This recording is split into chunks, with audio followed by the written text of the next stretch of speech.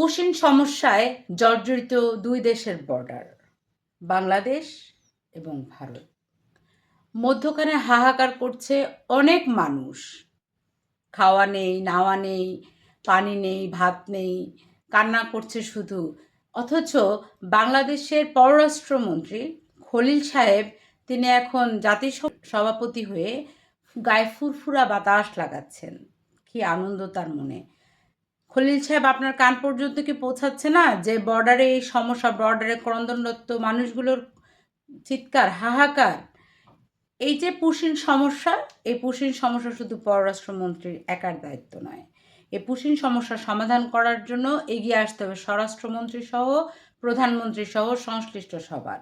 আমরা চাইব যে বাংলাদেশ এবং ভারত উভয় দেশই মানবিক রাষ্ট্র হিসেবে নিজেদের প্রমাণ দিবেন।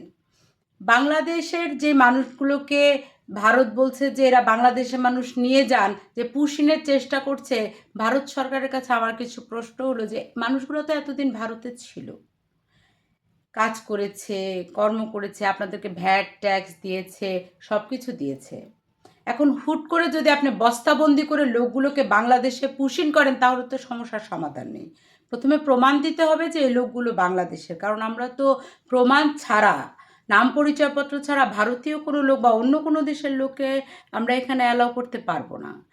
অতএব কোন্দল নয়, বর্ডারকে উত্তপ্ত করে কখনো কোনো সমাধান করা যায় না। সমাধান করতে হবে খুব শান্তভাবে, দুই দেশ বসে সবার নাম পরিচয় নিয়ে লিস্ট করে তারপর এটা সমাধান চাই। আমরা বর্ডারে আর কোনো কান্না, আর কোনো হাহাকার দেখতে চাই না।